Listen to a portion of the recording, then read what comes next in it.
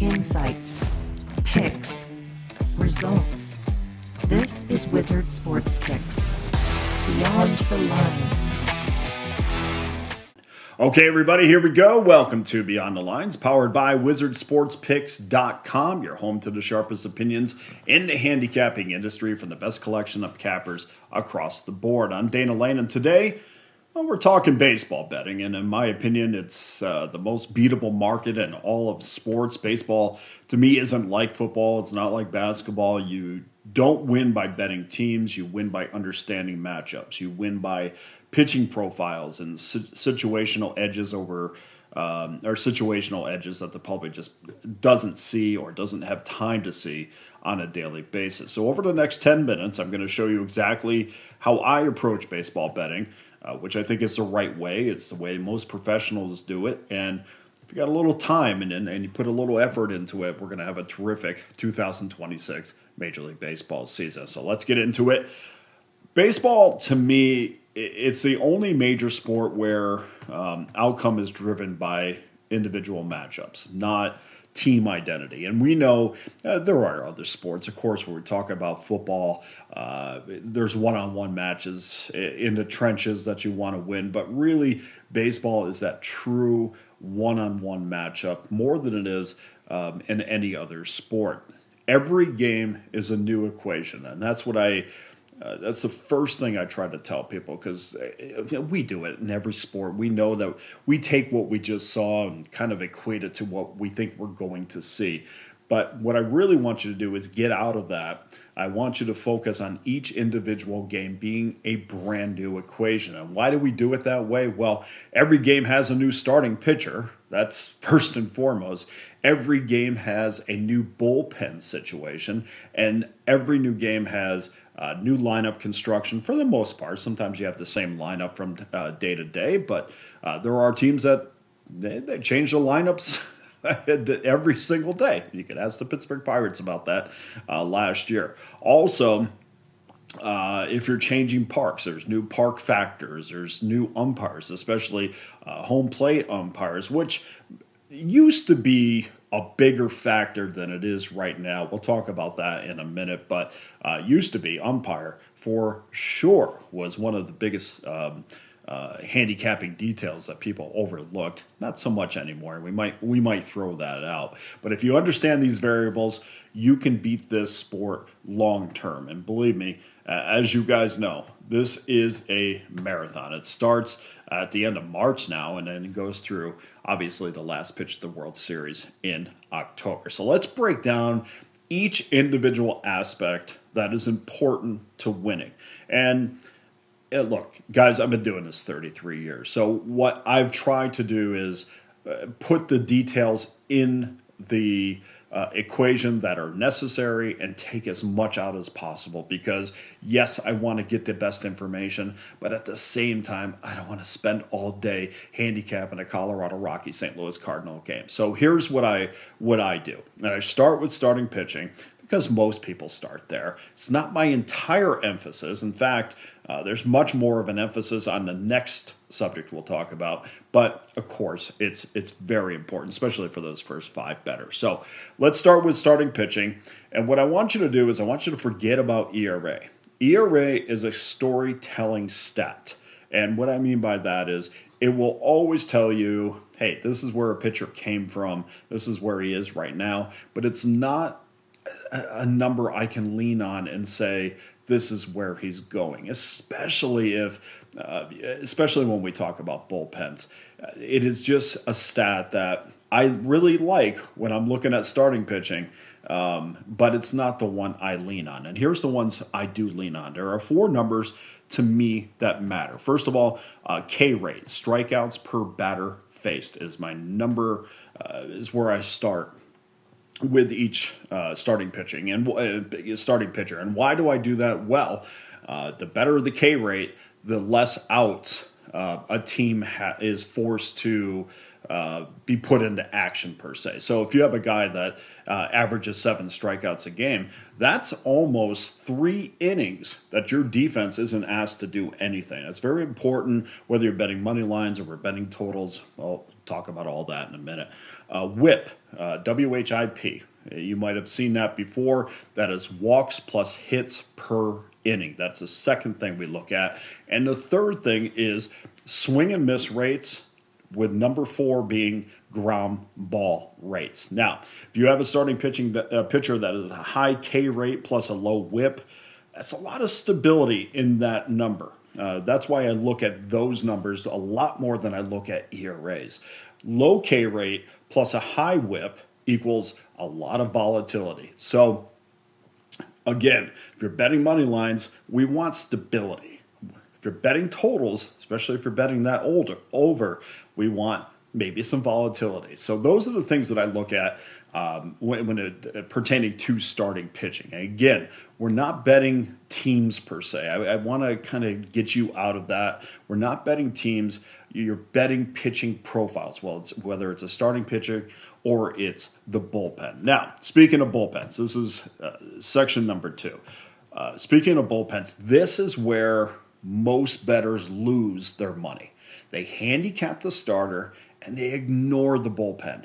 In most cases, the bullpen will be asked, I want to say 50% of the game in most cases on an average. So why do we overlook this aspect, which is arguably the most important aspect of winning our wagers? They decide more games to me than the starters do, and that is certainly has been true in modern baseball. So what you need to do is when you're handicapping bullpens, you need to know 5 things. You need to know who threw yesterday. You need to know who threw the day before. You need to know who's available. You need to know who's overworked and who has the high leverage arm. Who is the manager going to lean on in high leverage situations? So 5 things there. Who threw yesterday, who threw the day before, who's available, who's overworked, and who's the high leverage arm.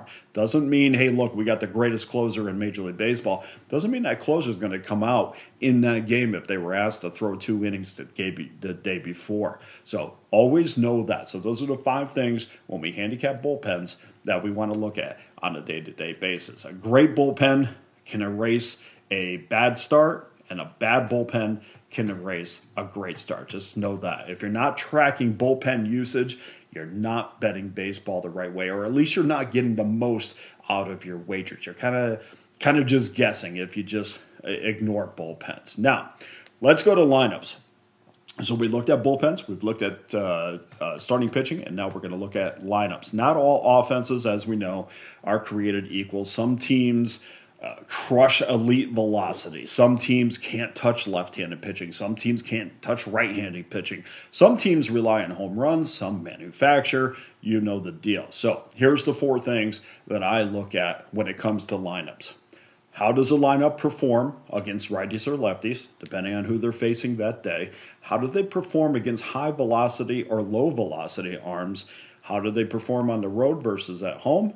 And how do they perform in pitcher-friendly parks or in hitting-friendly parks? These are extremely important variables to put into your handicapping on a day-to-day basis. And really, all these bullet points, you just go down, check them. Hey, this team's got this team's got that. And at the end of the day, or at the end of your handicapping, you really want to find those edges. And of course, you want to find them within the parameters of what you're looking at money line wise. I mean, the Dodgers will probably check these boxes on most days, but we're not looking to lay $3 on a favorite. So somewhere into that minus $1.50 and better range, those are the games we're kind of looking at. And so that's a great way too, when we're looking at the schedule, just throw those games out or a minus $1.50 or more, unless you're looking at the total. But we are talking about money lines here.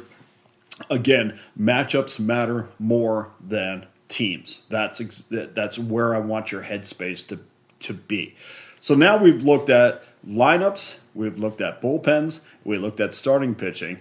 Let's look at the individual wagers and which one are the most effective. And clearly to me, money lines are the most important and most effective way to build bankroll. So let's talk about what to bet. This, again, money line is the most stable aspect of winning. It's driven by pitching and it's driven by matchups.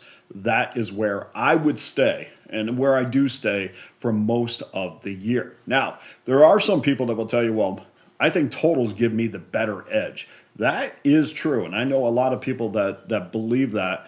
I kind of believe that too. And then when I go to totals, I look for weather.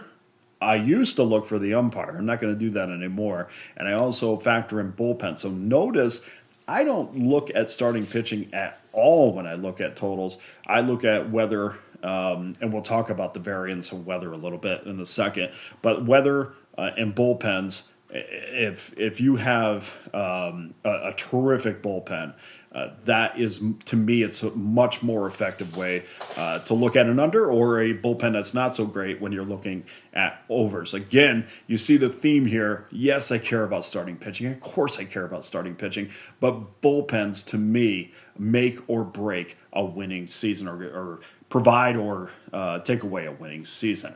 Run lines, I hear what people are saying about them. Very high variance with them. Public loves to bet them. Professionals use them selectively. And so people love to bet teams like the Dodgers and the Yankees and Toronto and all the big market teams. But of course, we don't want to lay $3. We don't even want to lay $2. So what most people will do is lay the run line.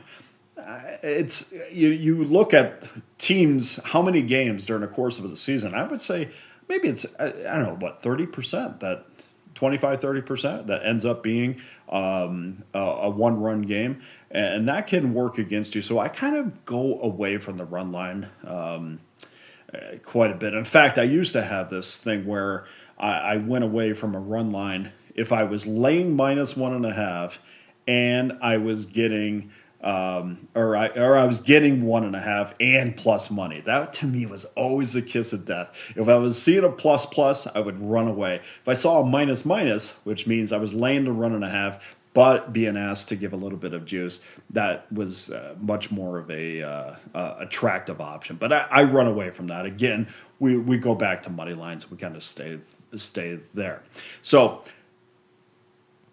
I stay with the money lines, but there are other things too to take into account. If you have the time, you will want to take these things into account. And it depends. It depends on what you're betting. If you're betting totals or you're going to bet money lines. But the four things that you should take into account when it comes to, say, traveling and scheduling. Is a team going east to west? You have to factor in the fatigue factor. Getaway days are massive. Sometimes getaway days, it goes both ways. Like if you're the home team, I mean, you want to get out of there knowing that you have a long trip ahead of you. Believe me, I've talked to a lot of guys where they've said, "Hey, look, yeah, we actually want to get out of town as quickly as possible, because if we can get out of town as quickly as possible, that means we can get to our hotel and get settled in quick, which means they're swinging those bats." So you want to take that. You want to take that into account. Also, long road trips, and this pertains to every sport. The longer the road trip, the more difficult it is to win. That is an absolute fact from various Major League Baseball players, and also bullpen burnout spots. So travel and scheduling is another aspect that you want to look at. You want to look at, again, east to west fatigue, getaway days, long road trips, bullpen burnout spots. The other factor that is always overlooked is weather and park factors. We want to look at wind direction, and you can find. Look, we got weather in the palm of our hand every single day. You can find that information out. Wind direction, humidity, temperature, park dimensions, all things that, if you have the time to look at, should also go into your handicapping. And we know Coors Field is, basically its own ecosystem. Wrigley, a lot of people like to bet overs when the wind is blowing out. I will say that the one caveat to that is, if you actually look at the numbers, that is not something that is an automatic W, betting the over in Wrigley, because factor in, or just know this, the number is already takes into account where the wind is. So if you're looking at a 13 at Wrigley, believe me, they're already taking into account that the wind is blowing out. So don't be so simple and just bet overs at Coors. Don't just be so simple and bet overs at Wrigley Field, because the numbers over the long period of time show that is not a profitable way to wager. Now, getting over to umpires. This is something that I used to look at quite a bit. In fact, it was a massive part of my handicapping. Strike zone to me changed everything. Strike zone, some umpires are over umpires, some are under umpires. Some umpires boost strikeouts. ABS system is coming in. This almost makes this a moot point at this level. I mean, really, I should take it out, because every strike zone is going to be the same.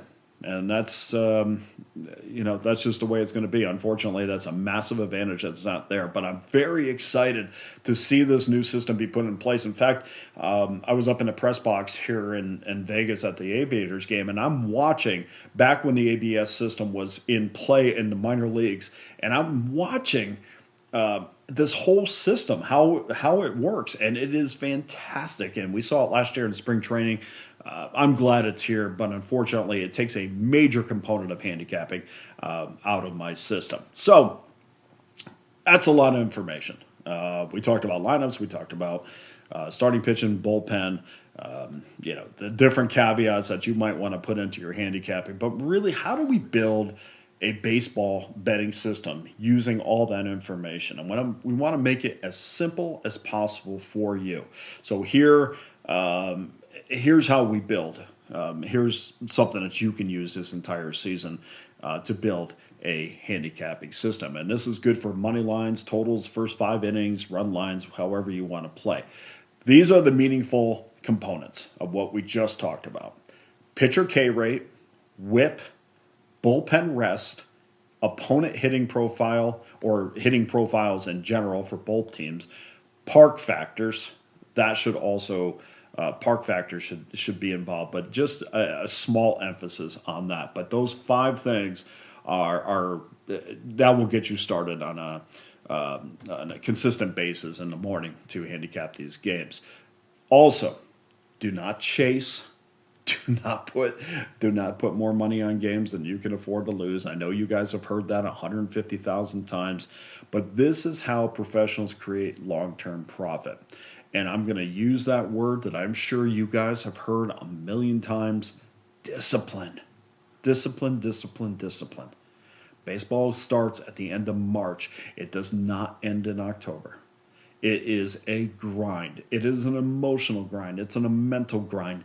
Do not spend your entire bankroll in the month of April. I'll do a video on bankroll management coming up, specific to baseball. But again, go into the season. You can take all the components that I use, but if you want to make it even simpler, pitcher K rate, whip, bullpen rest. Bullpen rest is massive.